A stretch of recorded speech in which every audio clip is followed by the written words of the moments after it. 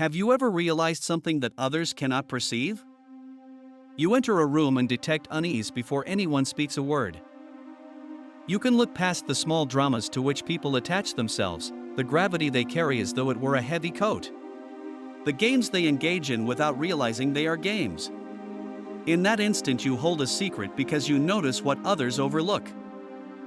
This may appear to be a gift, and in fact it is. Yet it is also perilous. For the one who recognizes the play for what it is becomes an outsider to those acting within it, and that is indeed a lonely place to stand. The world, as you know, is bound together by shared agreements. We agree that money possesses value, that clocks measure something real, that nations exist, that careers and positions matter. Yet these agreements are not truths. They are conveniences, shared fabrications. And what occurs when someone lifts the veil? When they recognize that money is nothing more than paper, that time exists only in the mind, that success is merely a costume. Suddenly, you are no longer under the spell that enchants the others. This becomes threatening, not because you are mistaken, but because you disrupt the game. You laugh while others continue the pretense. Picture children playing a board game. They are utterly absorbed, quarreling about the rules, accusing one another of cheating, striving fiercely to win. Now picture yourself as an adult observer. You know it is only cardboard, only plastic. You smile at their seriousness. This is what life resembles. Once you see, you realize that much of what people fight for is no more substantial than tokens on a board. But if you explain this, they will not thank you. They will insist you are spoiling the play, and in truth, you are. This is the hazard of perceiving what others do not. Those who see differently are frequently misunderstood. They may be accused of being careless, idle, or even insane. History is full of such figures. Mystics who perceived the unity of all existence. Thinkers who challenged the gods of society. Painters who portrayed what nobody else could envision. They were often mocked or suppressed not because they lacked truth, but because truth is unsettling. People cling to illusions. They hold to them tightly. When you strip away the mask, they do not show gratitude. They strike back. Therefore, the one who perceives must practice caution. Insight is not always welcomed by those unwilling to see. But let us clarify, perceiving more deeply is not a curse. It is a liberation. For you stop taking life with such weight. You cease being dragged into trivial dramas. You abandon the chase of shadows. You come to see that all of it, the striving, the competition, the worrying, is like ripples across the surface of a vast sea. It arises and fades. Beneath it lies something steady, something eternal. The danger does not lie in the vision itself but in how it is carried. Should you grow bitter, mocking, or arrogant, you only push yourself into greater isolation. But if you hold it lightly, it transforms into wisdom. To perceive is to engage in the game knowingly.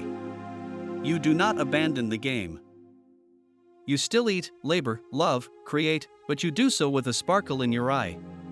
You no longer grasp desperately at outcomes. You no longer equate victory with survival. You understand it as theater, and thus you can savor it more deeply than those convinced it is real. The wisest are not the ones who flee the play but those who can dance within it without being ensnared.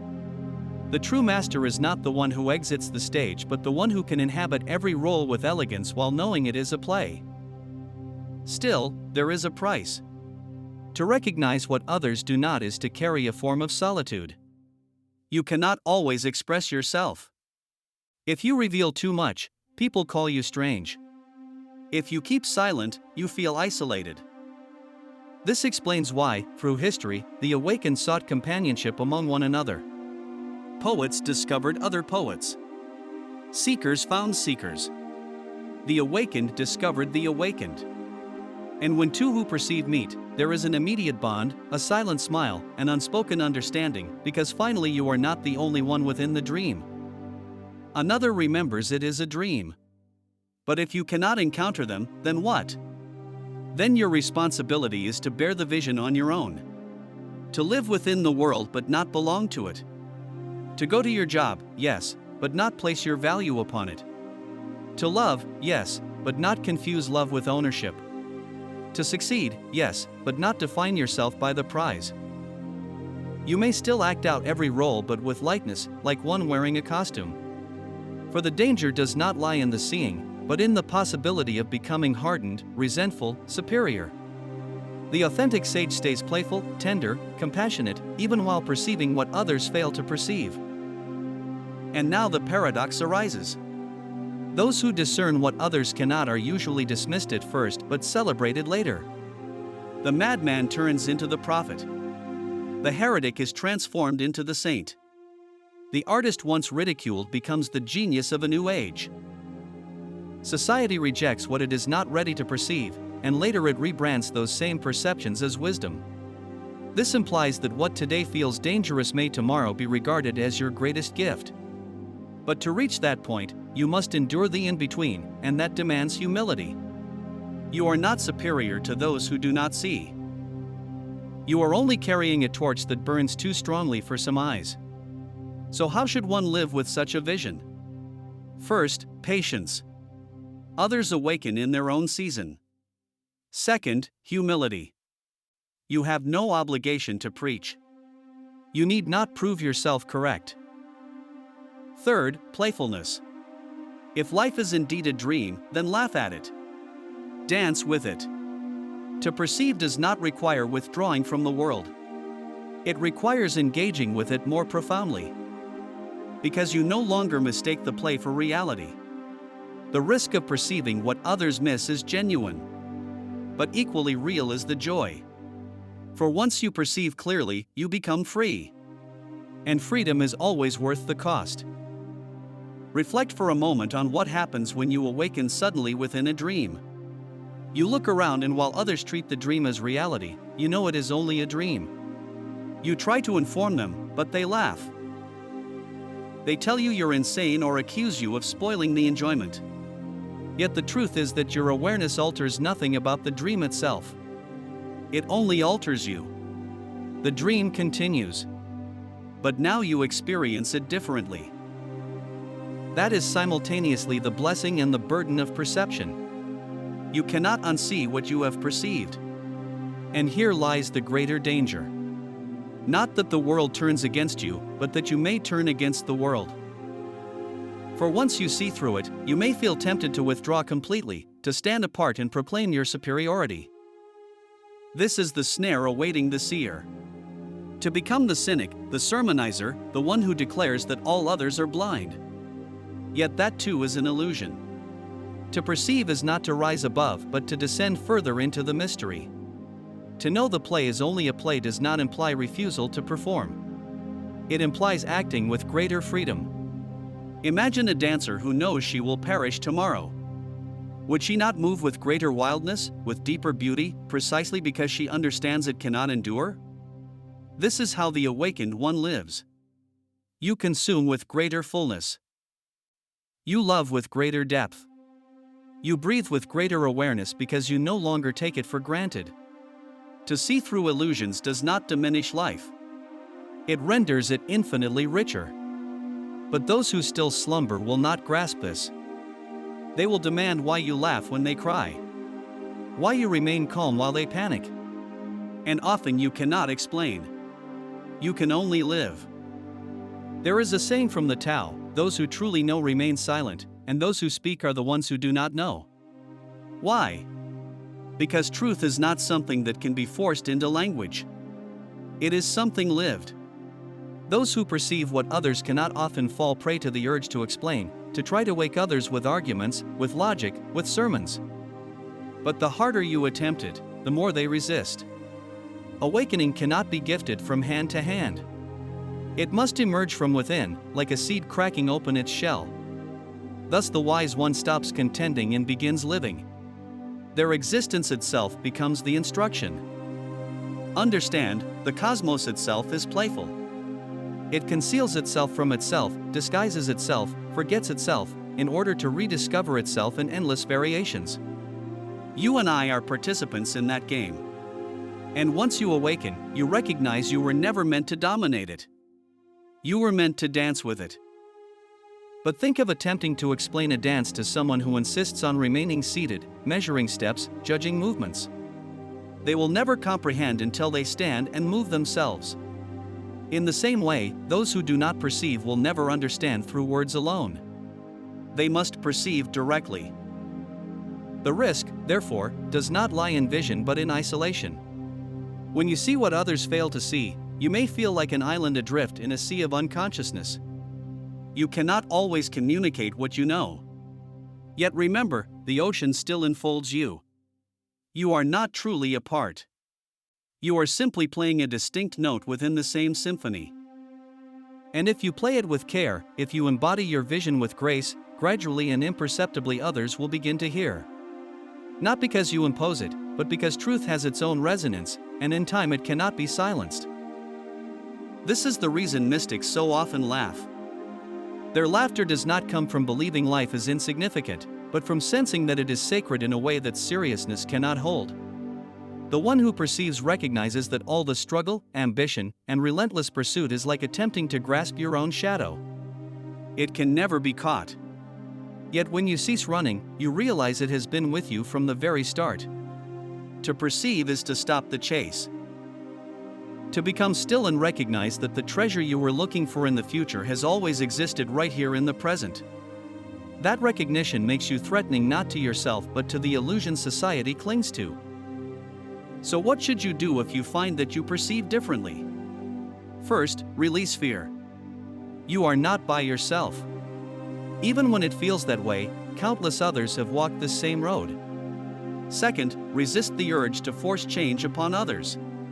Allow them their dreams. Let them continue their play. They will wake when the time is right. Third, hold your vision with gentleness. Do not grasp it like a weapon. Do not forge it into an ideology. Because the moment you do, you are asleep again, trapped in the delusion of needing to be right. Genuine seeing is supple, light-hearted, compassionate. It does not cling. Now let me reveal a secret. The risk that comes with seeing is also its greatest blessing. Because when you look beyond the masks, beyond the games, beyond the illusions, you are left with the most fundamental and profound thing, presence. You no longer rush ahead into tomorrow. You cease regretting what has passed. You are here, breathing, watching, alive. And in that quiet, you begin to notice what you had always overlooked. The call of birds. The texture of silence. The beauty in faces, even those marked with worry. Everything glows because the cloud of believing that something else mattered more has lifted. But be cautious, the ego is sly. Even after awakening, it may whisper to you, you are special. You are above them. You perceive what they do not. The instant you believe this, you have fallen back asleep. You are trapped once more, this time in the subtler illusion of superiority. This is the reason genuine sages never announce themselves as sages. They laugh at their own faults. They stumble. They weep. They err. And in this they are more human, not less. To perceive with clarity is not to become flawless, but to become complete. To welcome both brightness and darkness, both wisdom and folly, without division. Let me offer you a picture. Imagine a mirror. The mirror reflects whatever stands before it, whether ugly or beautiful, joyful or sorrowful. It does not pass judgment. It does not resist. It simply reveals. That is the task of one who perceives, to serve as a mirror, showing life as it is without clinging to it and without condemning it. Yet here lies the risk. People do not welcome mirrors. They prefer disguises. When you reflect their shadow, they may smash you. Not because you are incorrect, but because they cannot yet face themselves. Therefore you must learn to reflect with gentleness. History overflows with examples. Socrates drank hemlock because he dared ask too many questions. Jesus was executed for revealing a kingdom that was not of this world. Mystics in every generation have been exiled, jailed, or silenced not for lies, but for truths that others were unready to accept. So if you perceive, tread softly, not with fear, but with wisdom. The truth itself cannot be destroyed, yet the bearer of it often can. This is why the awakened so often wrap their insight in tales, in parables, in humor. Because truth slips past defenses more easily in the form of a story than when it is shouted as fact. So then, what is the point? Why awaken at all if it invites risk, loneliness, misunderstanding? Because once you perceive, you cannot return to blindness. And because the joy of perceiving is greater than the burden it brings. To walk unchained, to laugh without reason, to love without grasping, that is worth every misjudgment. And in time, your way of being may inspire others. Not because you persuade them, but because you embody something they cannot ignore. They may not know why, but they will sense it. Your freedom will spread, and slowly the sleepers will begin to stir. In the end, the danger of perceiving what others do not is simply the danger of truly being alive. To live is always to risk misunderstanding, rejection, even death. But to refuse to perceive is not living at all, it is to exist half asleep. Better, I would say, to perceive and stumble than to remain in dreams forever. The universe itself longs to awaken through you. It speaks softly in your intuition, in your laughter, in your tears. Remember who you are. And when you do remember, you discover you were never apart, never abandoned. You were the dreamer the entire time. So let us return to the beginning. Have you ever noticed something so obvious that everyone else overlooked it? Have you ever felt conscious in a room surrounded by dreamers? If you have, know this: you are not broken. You are not cursed. You are not isolated. You are simply perceiving a little farther than the rest. Carry that awareness with tenderness. Laugh frequently. Continue to play the game, but refuse to treat it with undue gravity. And when the weight of solitude presses on you, recall that the universe itself accompanies you. For the one who perceives what others cannot is the very channel through which the universe begins to perceive itself.